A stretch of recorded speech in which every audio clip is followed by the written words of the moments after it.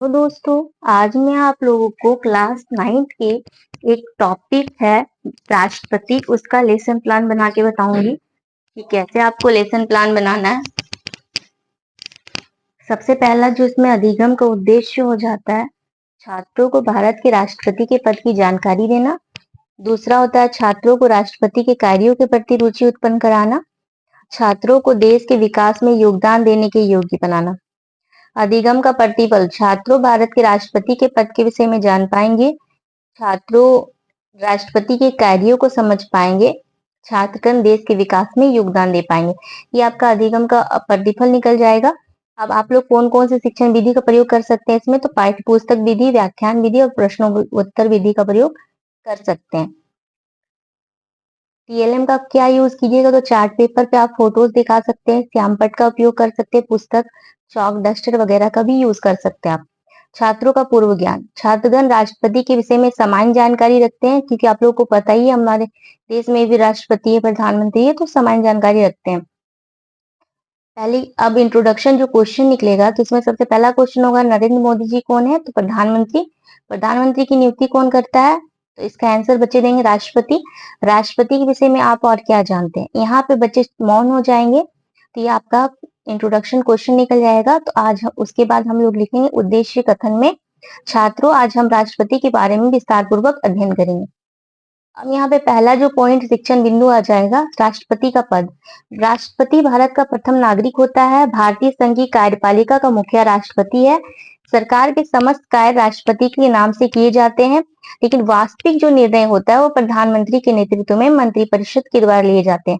राष्ट्रपति नाम मात्र का होता है। ऐसे करके आप बोर्ड पे भी लिख के इससे बताइएगा कि संघ की कार्यपालिका का मुखिया जो है राष्ट्रपति है। फिर योग्यताएं, इसमें सेकेंड पॉइंट हो जाएगा आपका योग्यताएं। तो कोई भी व्यक्ति राष्ट्रपति बन सकता है, उसके लिए क्या होना चाहिए कि वो भारत का नागरिक होना चाहिए, 35 वर्ष की आयु से कम नहीं होनी चाहिए, वो पागल या दिवालिया भी ना हो, किसी भी लाभ के पद पर भी ना हो। इसका चुनाव कैसे होता है राष्ट्रपति का, तीसरा पॉइंट में हम लोग लिख सकते हैं, राष्ट्रपति का चुनाव संसद और विधानसभाओं के निर्वाचित सदस्य करते हैं, जो कि ये चुनाव की प्रक्रिया अप्रत्यक्ष रूप से होती है। जिन्हें हम चुन के भेजते हैं उन्हीं के द्वारा चुनाव कराया जाता है। यहाँ पे अब छात्र क्रियाशीलता में क्या आ जाएगा कि छात्र छात्राएं ध्यान देंगे या फिर शांति बनाए रखेंगे, और या फिर आप लिख सकते हैं कि वे अपने उत्तर पुस्तिका में लिखने का प्रयास करेंगे। अब श्यामपट्ट वर्क में इस तरह से आप डायग्राम बना सकते हैं ब्लैक बोर्ड में। राष्ट्रपति, संसद के 3 अंग होते हैं, राज्यसभा हो गया, लोकसभा हो गया, और तीसरा राष्ट्रपति। राष्ट्रपति के कई इस तरह का ड्राइंग कर सकते हैं कि प्रथम नागरिक होता है, नाम मात्र का होता है, संघ की कार्यपालिका का सदस्य होता है, भारतीय राज्य का मुखिया भी इसे कहा जाता है, भारतीय सशस्त्र बलों का कमांडर भी कहा जाता है इन्हें। अब यहाँ पे मूल्यांकन के लिए जो प्रश्न पूछे गए हैं, पहला प्रश्न होगा भारत का प्रथम नागरिक कौन है, तो बच्चे से पूछिएगा। फिर दूसरा क्वेश्चन है राष्ट्रपति बनने की आयु सीमा क्या होती है। यहाँ पे ब्लैक बोर्ड में एक और पॉइंट आप लोग लिख सकते हैं कि अनुच्छेद जो 52 से लेकर 62 तक राष्ट्रपति के विषय में बताया गया है। उसके बाद फिर से आपका दूसरा पॉइंट, टीचिंग पॉइंट आ जाएगा कार्यकाल। कार्यकाल कितने वर्ष का होता है, 5 वर्ष के लिए होता है। राष्ट्रपति की शक्तियां और कार्य भी हम लोग यहाँ पे लिख सकते हैं सेकंड में। प्रधानमंत्री और अन्य मंत्रियों की नियुक्ति करना, राष्ट्रपति का काम होता है कि प्रधानमंत्री और उनकी सलाह से अन्य मंत्रियों की नियुक्ति किया जाता है। संसद को बुला सकता है, लोकसभा को भंग कर सकता है, वह संसद के दोनों सदनों की संयुक्त बैठक भी बुला सकता है। राष्ट्रपति के बारे में कहा जा रहा है यहाँ पे, राष्ट्रपति राज्यसभा के 12 सदस्यों को मनोनीत करते हैं। राष्ट्रपति मुख्य न्यायाधीश तथा सर्वोच्च एवं उच्च न्यायालय के न्यायाधीशों की नियुक्ति भी करते हैं। जो सुप्रीम कोर्ट हो गया या हाई कोर्ट के न्यायाधीश होते हैं, उनकी नियुक्ति कौन करते हैं, राष्ट्रपति करते हैं। भारतीय सेना का सर्वोच्च भी राष्ट्रपति होते हैं। दूसरे देशों से युद्ध की घोषणा करना, संधि करना और समझौता करना, ये भी राष्ट्रपति का काम है। क्षमादान की शक्ति भी राष्ट्रपति के पास होती है, जिसे हम लोग वीटो पावर कहते हैं। ये राष्ट्रपति की शक्तियां हो जाएंगी। अब छात्र क्रियाशीलता में आप लोग लिखिएगा कि छात्रगण ध्यानपूर्वक सुनेंगे और अपने उत्तर पुस्तिका में लिखेंगे। अब यहाँ पे भारत में राष्ट्रपति की आपातकालीन शक्तियां यहाँ पे आप ब्लैक बोर्ड वर्क में लिख सकते हैं।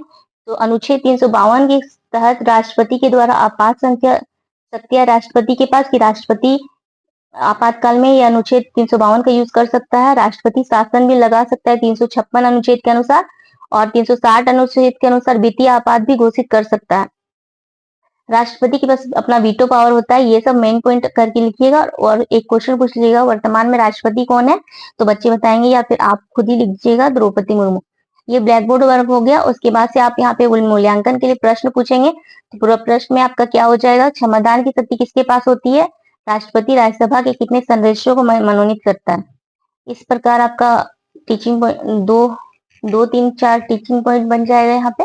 अब यहाँ पे रिकैप्चुलेशन या पुनरावृत्ति आप जिसे कहते हैं, राष्ट्रपति बनने की क्या योग्यताएं होती है, क्या कार्यकाल होते हैं, लोकसभा के कौन अंग भंग करता है, आपातकालीन शक्तियां किसके पास होती है।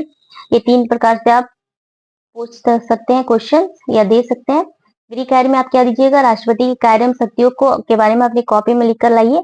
भारत के वर्तमान राष्ट्रपति कौन है, उनके बारे में कुछ विचार लिख कर लाएंगे। इस प्रकार से आप फ्री कार्य दे दीजिएगा। उसके बाद यहाँ पे टीएलएम के लिए यहाँ पे आप फोटो लगा दीजिएगा, अभी वर्तमान राष्ट्रपति जो है उनकी। उसके बाद से ब्लैक बोर्ड, चौक, फिर बुक का प्रयोग किया तो इसलिए ये क्लास लेते वक्त का फोटो है। ये फीडबैक हो गया। इस तरह से फीडबैक भी आप लोग को लेना है। आज के लिए बस इतना ही। Thank you.